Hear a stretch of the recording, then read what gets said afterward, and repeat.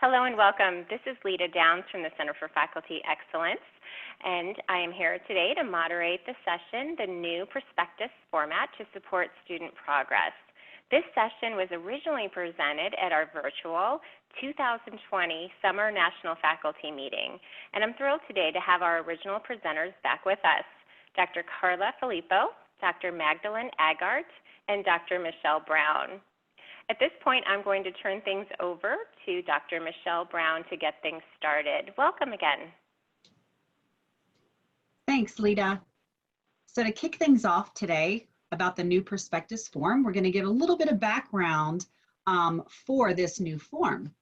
First of all, across the university, we've seen that students really were taking more time in the prospectus stage than what we would like to see. There was a working group who came together to talk about this, and we really refocused on the purpose or the goal of the prospectus stage, which is to develop a doable, a feasible, discipline-specific aligned plan for the proposal. So the working group came up with the form idea. There was no change to the rubric standards. The rubric standards remain the same.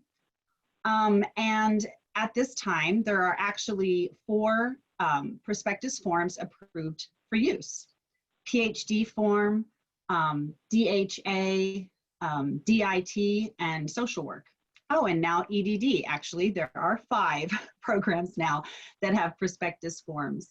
As we move forward, we would like to see some additional professional doctoral programs develop forms and modify them for use in their programs.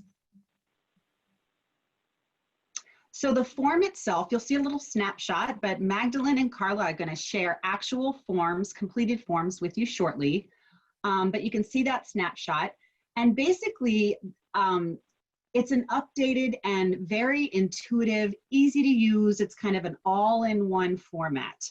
So the rubric standards are in there. It's like the checklist, the template, the guidebook, all in one. So it's a fillable form. Students can fill it out directly in the spaces that you can see there. And the format of it does allow for faculty to either type right in next to the students' comments or to use comment balloons. Students use this form to actually complete the prospectus. So they complete it directly into this form, and this is what they would actually upload into TaskStream for committee assessment. Faculty use the form to provide formative feedback before it's in TaskStream, right? Early stages.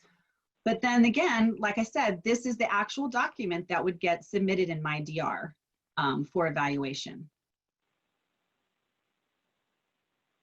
So what does this form provide? Why did the working group come up with this kind of a format? The form is all in one. It has step-by-step checklist directions.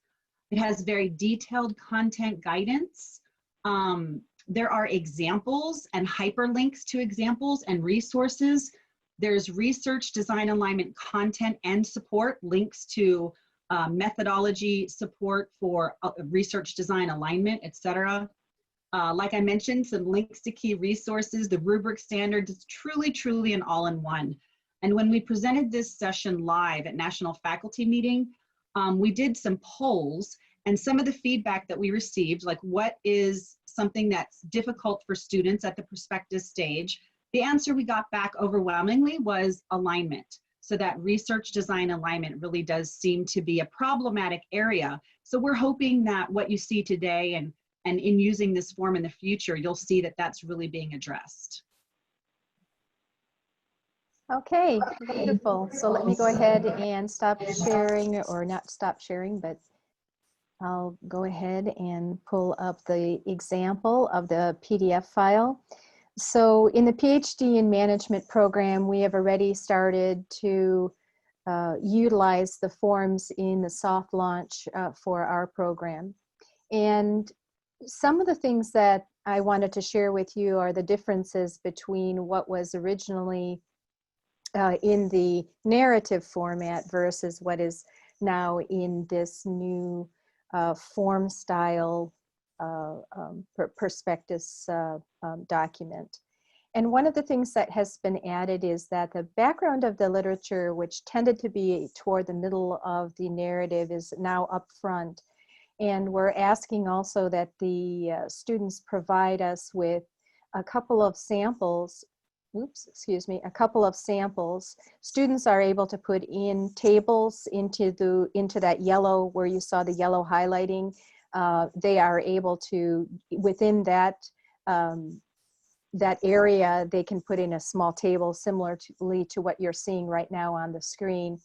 And this has been really good because we can kind of see what kind of literature that the students are actually looking at in relation to the background of the study.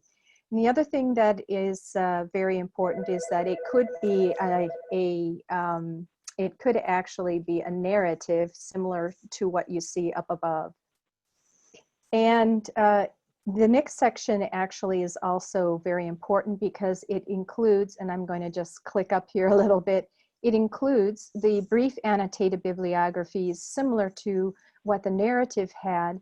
However, it's more encompassing. In other words, students are able to use this area to include the references for the background, for the gap background, also for any framework specific background information. Students are able to also include a very brief and succinct annotation for that purpose. Now, you'll notice that there's a couple of different ways that students can do this, or at least in our practice. They can either do similar to what we have here, which is a very brief annotation, or if you look very carefully here at the instructions, and by the way, please have everybody read the instructions thoroughly, because it's extremely important not to take it for granted that they understand what it needs to happen. Please have them read it very carefully. As you can see here, the annotation could contain an A, a B, a C, and a D, which are all of the primary components that are desired in the background literature. And as you can see here in one of the examples a little bit further down here, the student did just that, the A, B, C, and D. And so I wanted to show you, that either way is acceptable. And the background now is more, it encompasses also the gap. Any literature in the gap may also encompass the framework, also the problem, social problem, and so forth for any kind of annotations.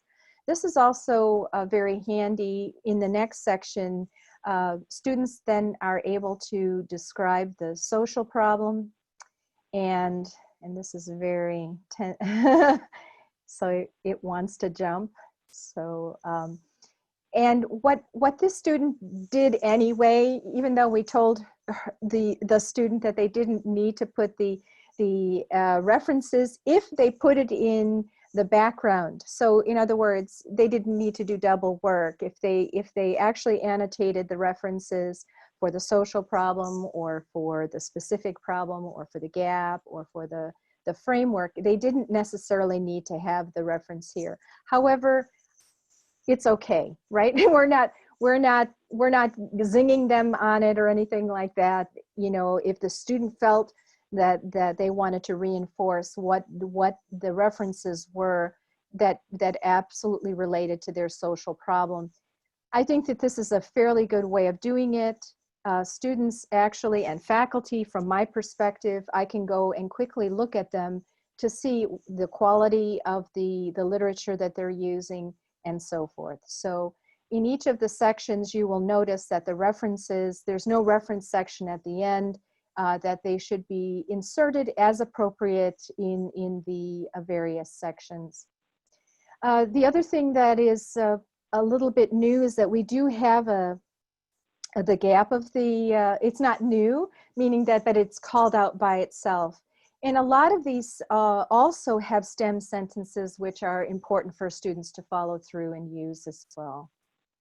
And then purpose statement, the same as we've always had. Here's the framework. We have the research question, nature of the study. So all of these things are familiar. They haven't changed very much, and have been, if anything, probably made so that they're more succinct in the way that students view these. From the standpoint of alignment, which was the primary thing that was described, Dr. Agard is going to be talking a little bit more about the alignment issue. We do have something within this template that talks very clearly about the alignment between the problem, the purpose, and then all of the other components. One thing that's extremely important is that when you get to the alignment chart, there's a little alignment chart in the bottom. It's very important for your students not to make up new text and to cut and paste those sections from the problem and the purpose, because what'll happen is that as soon as they start to get creative, it throws off their alignment a little bit. So I think that I'm going to transition now to Dr. Agard, and hang on one second, please. All right, thank you very much. I am going to bring up a similar document to what was just shared. This is the DHA Prospectus Form, and can everyone see the form that's being shared? Okay, thank you. And this particular form is very similar to the PhD form. It has been adapted a bit for the professional doctoral program. And similar to what Carla was talking about, there is the background literature section. And in this section, we have separated out the literature as she talked about, noting that the literature here justifies the problem, and then that there's supporting literature. I'm going to take off from what she was talking about in terms of the alignment. As Dr. Brown noted, the poll really talked about one of the issues being alignment, and Dr. Filippo talked about the fact that we have included the research alignment table within the document here. And she also pointed out that we really want students to focus on cutting and pasting their information in the alignment table and not getting creative. We want to make sure that they take the information that is in their document, their prospectus form, and assuring that they take that information and that they place it here within the research design alignment table. And that table, we've specifically put that in the prospectus form to help students and their committee be sure that their prospectus is in alignment. And then we've added here the self-reflection alignment tool, so that the student can look at their form and their committee can use that to assure that their prospectus is aligned. So taking those questions and asking, is there a logical progression from the problem to the purpose, and so on. And then because we have included the rubric standards, we can assure that those rubric standards are being met, and one of those standards is alignment. And so focusing on the fact that alignment has been met by making sure that that research design alignment table is completed and all the components do align. As we know, not all of the components of the research design alignment table can be completed during the prospectus stage. Things like the data analysis may not be completely assured during this time as the prospectus is being developed. That may be more in the proposal stage, but students may have some data analysis ideas during the prospectus development stage. So that's a really important part of what we wanted to share with you today in terms of developing alignment. One of the other things that Dr. Brown had pointed out that we also wanted to share with you, and forgive my rapid scrolling back up here, but we've hyperlinked within the document not only to other places within the document, but to resources. So this is an all-in-one tool. everything that was in, that we've utilized currently within the prospectus guide and the minimum standards rubric and other things is now hyperlinked within the document. So if you click on these bolded areas, you'll see that they drop down into the appendices. And so background literature, you come down within the document and you can see that it describes what the background literature section is. And then within each of these, we also have hyperlinks that take you to other places within Walden that provide resources for the student to be able to understand what searching is, what peer-reviewed literature is. And so we've really provided resources for the student as they're completing the prospectus form to be able to understand what some of these things mean. So how do you keep a search log? What are keywords? What does keyword mean? What is a database? And then the other nice feature about this is that when you click on this, it takes you right back into the document. And so this really is an all-in-one document for the student and the committee to be able to utilize to do everything, create the prospectus, to be able to find resources within the prospectus to explain these topics, and then to link to outside resources as well. So we're really excited about what this document is going to offer to students and to their committee to be able to hopefully decrease the time and stage to prospectus approval. So I'm going to turn it back over to Dr. Filippo and Dr. Brown.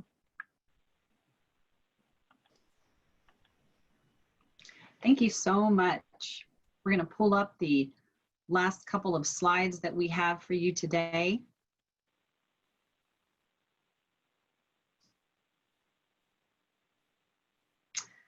So as we mentioned, it is summer 2020, and we are currently in the midst of soft launching the form. We have well over 50 students who are using the form this term. We are going to do an evaluation of their progress. Some early anecdotal evidence that we've received back looks very promising in terms of a faster time and prospectus stage without, letting go of any quality as well. We are still expecting students to develop a very well-defined, aligned, and discipline-specific, doable plan for their proposal. There is a doctoral prospectus form resource page. It is hyperlinked within these slides. You can always reach out to the CRQ to find more information, or if you have trouble finding that page. That page includes an announcement, a description of the form. There's a video tutorial on that page and links to the approved forms.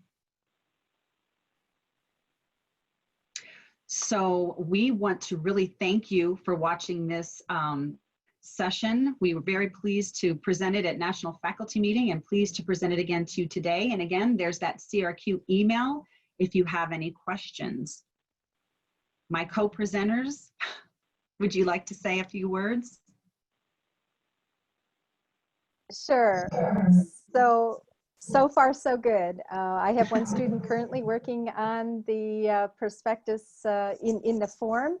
At the beginning of the quarter, it was reviewed by the second committee member, and we made a few modifications. It went in week 4 to the PD review and was approved the following week. So awesome. It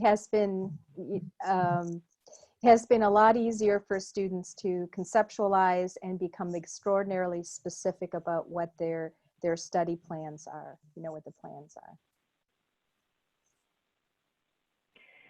And within health services and DHA, we have had a number of students who have utilized the form. In DHA, we've had students who have had prospectus approval within 4 weeks using the form.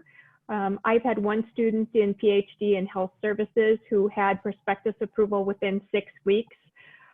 Students have really found the form user-friendly. With faculty, because they're used to the traditional format, it's taken slightly more time for them to adapt. where students, because they're not used to any sort of form or format, I think they've taken to it a bit more easily than faculty adaptation has been. But faculty, so far, the feedback that I've received is that they've really appreciated the format and the ability for students to focus and to get through the prospectus approval process more quickly. Fantastic. Well, thank you again for watching this session today, and look for exciting new announcements related to additional launches and hopefully university-wide in upcoming terms. So thank you.